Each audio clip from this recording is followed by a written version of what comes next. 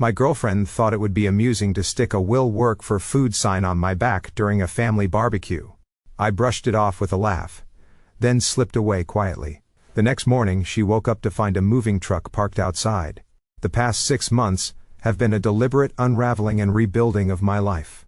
I was let go from my role as a senior logistics manager, a position I held for 15 years. It was a well-paying job, but the company downsized, and my name was on the list.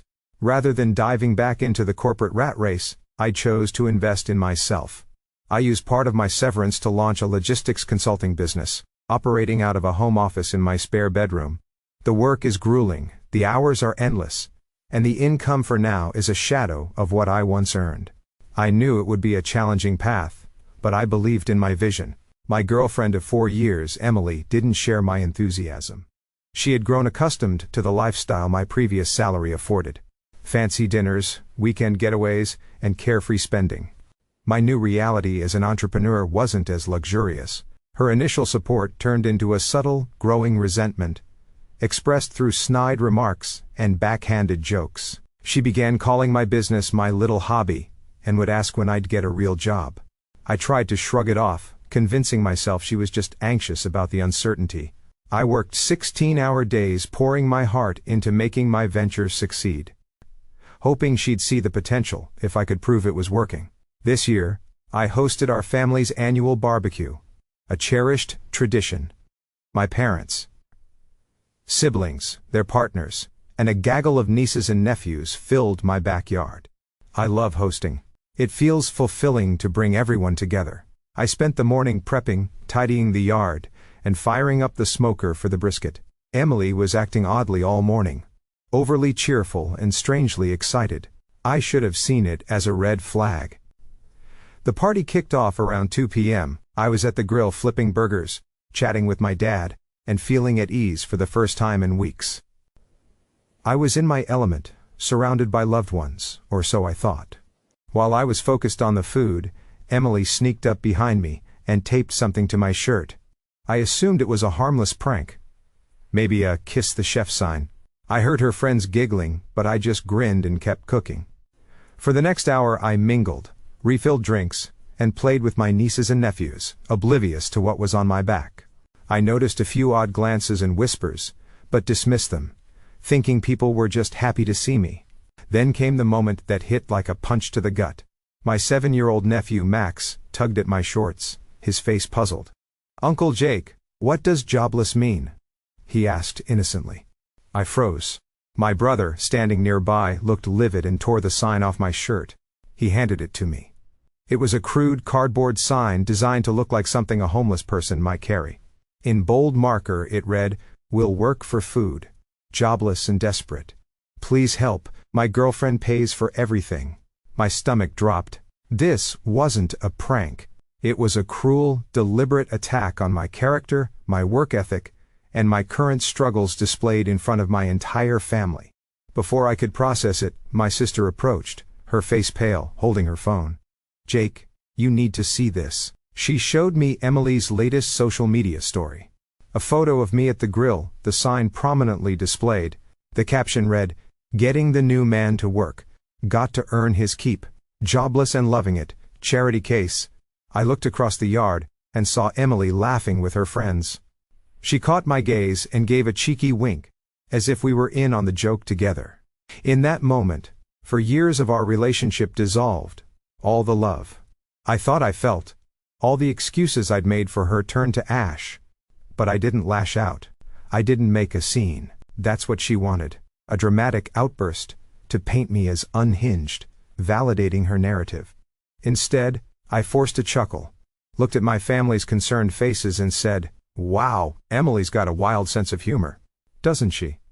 A bit harsh for my taste, but oh well. I patted my brother's shoulder. "Thanks for the heads up, man." I carried on hosting for another hour, playing catch with my nephews, chatting with my mom about her flowers, acting like the perfect host. Emily seemed almost annoyed by my calm demeanor. Inside, though, a plan was taking shape. A quiet, resolute final plan. At around 6 p.m., I told my sister I had a splitting headache and needed to rest. I encouraged everyone to stay, enjoy the food, and use the pool. Then, I slipped inside, grabbed my keys and wallet, walked out the side door and drove off in my truck. I didn't go far, just to a quiet motel 20 minutes away. From the sterile calm of that room, I made one call to a moving company specializing in urgent overnight jobs. I explained briefly that I needed a team to pack up one person's belongings from a 2-bedroom house. I told them to be there at 8 a.m. sharp. Emily thought I was sulking in the spare room, that we'd fight, and things would return to her preferred status quo of subtle jabs and my quiet endurance. She had no idea I wasn't even home. She thought she'd humiliated me. She was about to discover what real humiliation felt like. When she woke up, her entire life with me would be loaded into a moving truck. Update 1. The next morning, I sat in my truck down the street from my house at 7:45 a.m. sipping gas station coffee. Right on time, the moving truck pulled up. I met the crew leader, a burly guy named Mike, and let them into the silent house with my key. Emily was still asleep in the master bedroom. Completely unaware, I handed Mike a detailed list of what to pack. All women's clothing and shoes from the master closet. All personal items from the master bathroom. Everything in the spare room she turned into her office, and several boxes labeled Emily in the garage. I was thorough. I didn't want any claims of theft or damage. The crew worked quietly and efficiently, starting in the spare room.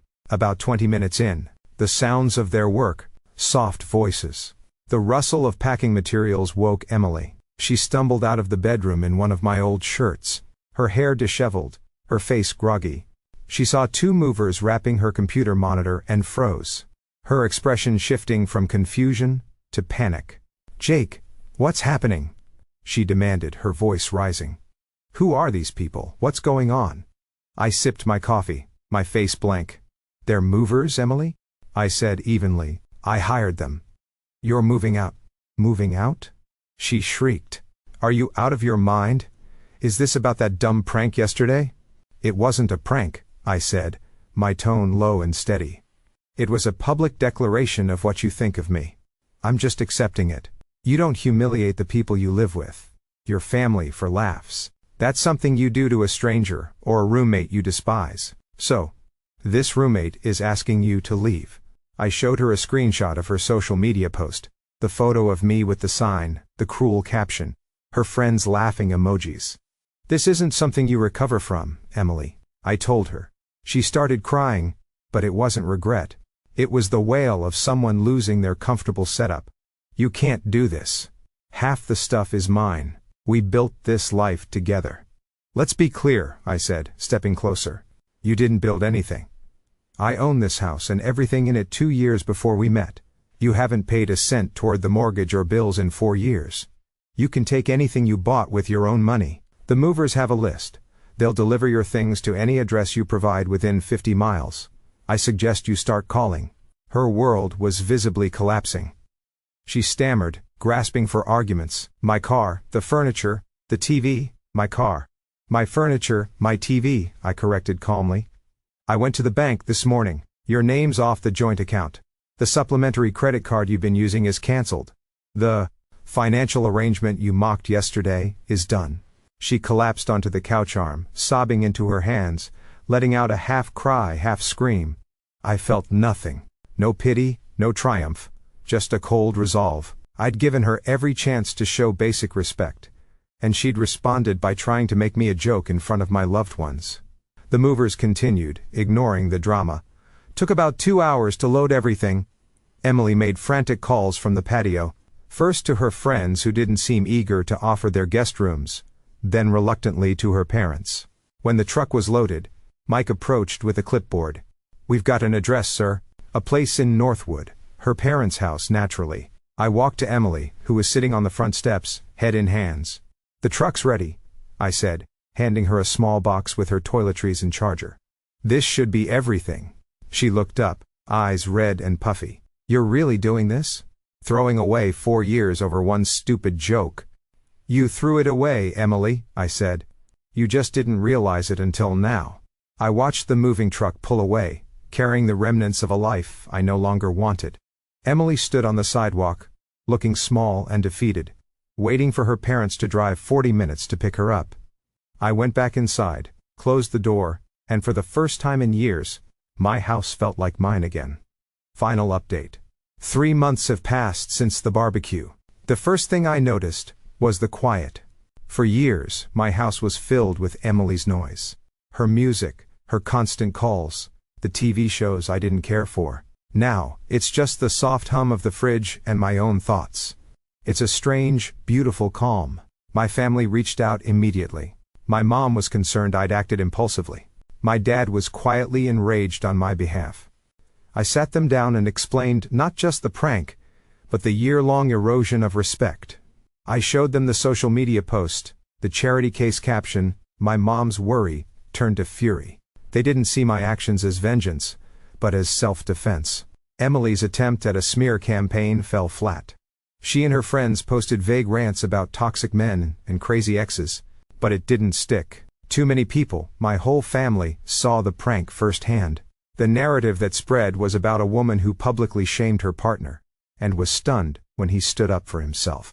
A week later, I got a certified letter from her lawyer demanding half the furniture's value, compensation, for emotional distress, and that I continue paying for her car, which was in my name. My lawyer responded with a package, the house deed predating our relationship, bank statements proving I paid for the furniture, a record of the $10,000 she charged to my credit card for non-essentials, and a copy of her social media post. We noted we'd see her in court with a counterclaim for the debt and defamation. Her lawyer never followed up. The biggest blow for her was financial. Without my income, her lifestyle collapsed. She couldn't afford her car, so I offered her a choice. Refinance it, or I'd sell it. No bank would loan to her, so I sold the car, paid off the loan, and sent her a check for the $1,000 difference. She's still at her parents' house, working a 9-to-5 customer service job. Her influencer aspirations are gone. Her friends, who laughed at her prank, stopped showing up when she couldn't afford lavish nights out. Humiliation, it seems, isn't so funny when it's hers. But the real victory is mine. That layoff, which felt like a defeat, became my salvation. Free from Emily's stress and financial drain, I focused on my business. 2 months ago, I signed my first major client, a regional shipping company needing a logistics overhaul. It was a huge contract beyond my expectations. Last month, I landed another. My little hobby is now a thriving business. I've hired my first employee. I'm working hard, but it's for me. The success, the respect, it's mine. Last weekend, I hosted a small barbecue to celebrate the new contracts.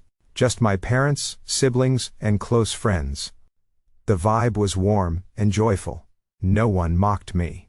As I stood at the grill in a plain t-shirt, my dad came over, watched me for a moment, and put a hand on my shoulder. "Jake," he said, "I haven't seen you this happy in years. It's good to have you back." He was right. I'd been lost in a relationship that was slowly erasing me.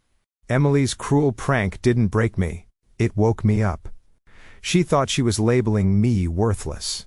Instead, she gave me the push to move forward. For that, in a strange way, I'm thankful.